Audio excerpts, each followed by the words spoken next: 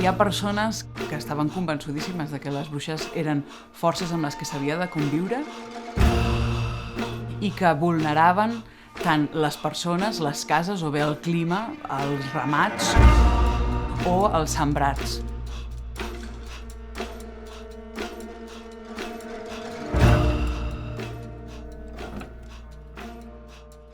Les bruixes van existir? Depèn de qui es pregunti, les bruixes van existir com éssers humans o bé van existir com a forces sobrenaturals.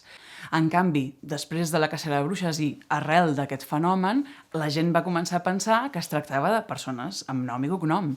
Això ho devem, en part, gràcies a la diversitat de lleis que es van escriure a finals de l'edat mitjana i principis de l'edat moderna a Europa. El llibre de privilegis i ordinacions de les Valls d'Àneu es va escriure el 1424 a les Valls d'Àneu, al castell de València d'Àneu, i és un document importantíssim pel que fa a la legislació i a la historiografia de la bruixeria, no? És un document que es considera la primera llei civil contra la bruixeria a tota Europa. Què vol dir això?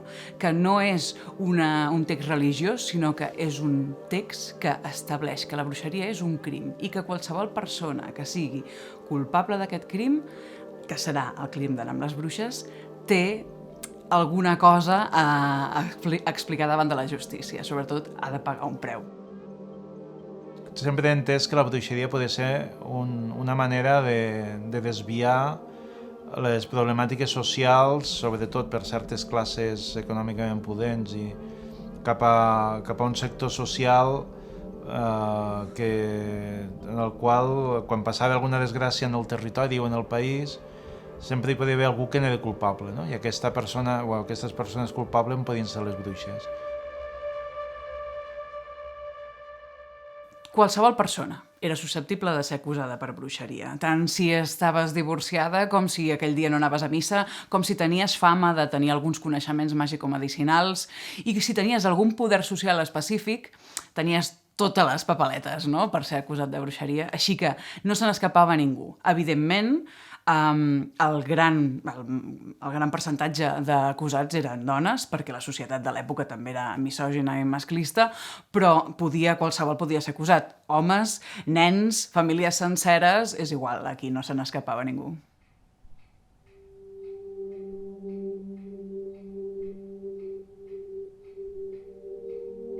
Els primers casos d'acusacions de bruixeria, per exemple, al Pallars, no van fixats necessàriament a una dona en qüestió, sinó que poden anar contra una família sencera que té un poder polític, social o econòmic determinat.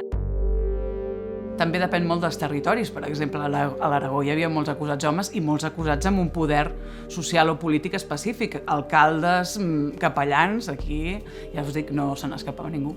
La bruixeria donava una solució social, una manera de descarregar amb algunes persones concretes tota la problemàtica i la conflictivitat social d'un territori.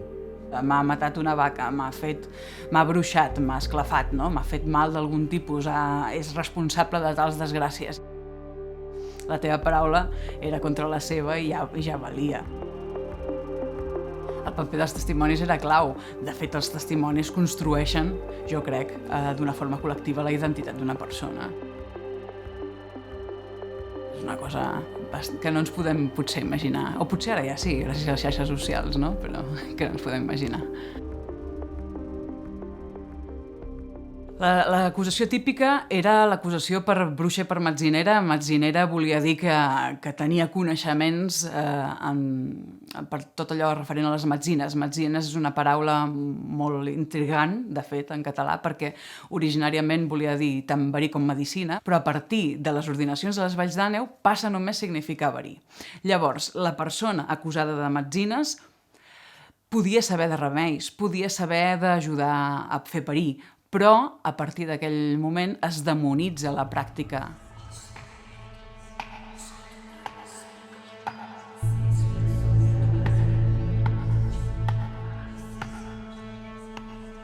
El crim de bruixeria no era una cosa per prendre's a broma.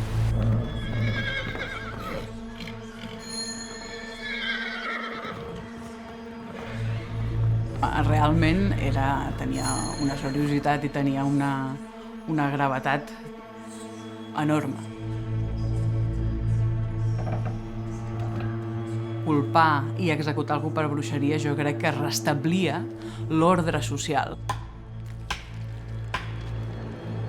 La persona acusada per bruixeria se la feia culpable, se la feia el boc expiatori una mica de totes les desgràcies d'un moment donat. Llavors, mort el gos, s'ha acabat la ràbia.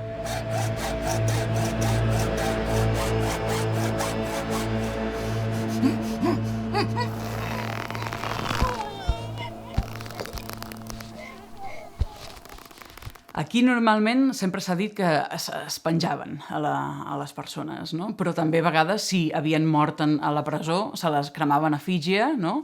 I tot i que cremar era una cosa més que potser relaciona més amb el món protestant, també era una cosa que s'havia dut a terme aquí. La confessió te la prenien quan havies passat una sessió de tortura o un parell. Bàsicament deies el que volien que diguessis. El mètode de tortura emprat per obtenir aquestes confessions tan originals sovint era l'estrapado, que consistia en lligar-te pels polzes o lligar-te pels canells darrere dels teus braços, no? I llavors, bàsicament, feien malbé totes les articulacions i et deixaven penjant pel teu propi pes, no?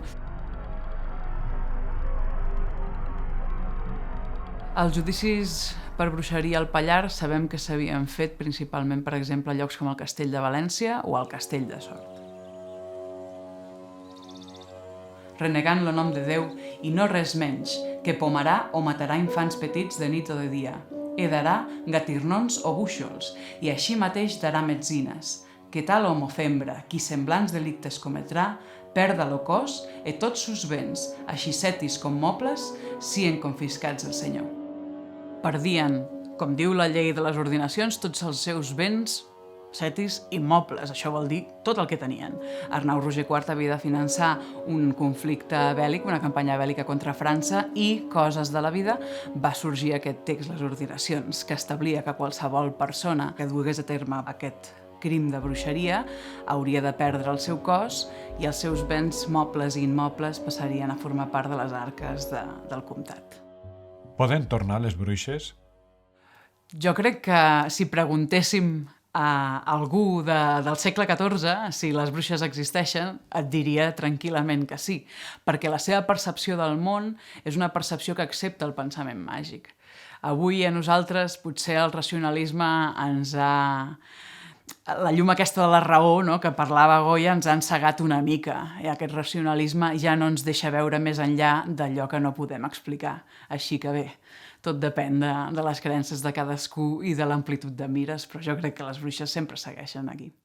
Però si haguéssim estat 2 mesos més de pandèmia tancats a casa, potser les bruixes tornen. I tant, però és que la capacitat de rendir-se a la por i el poder que té la por a nivell social és de les coses més bèsties que he vist mai, O sigui, no.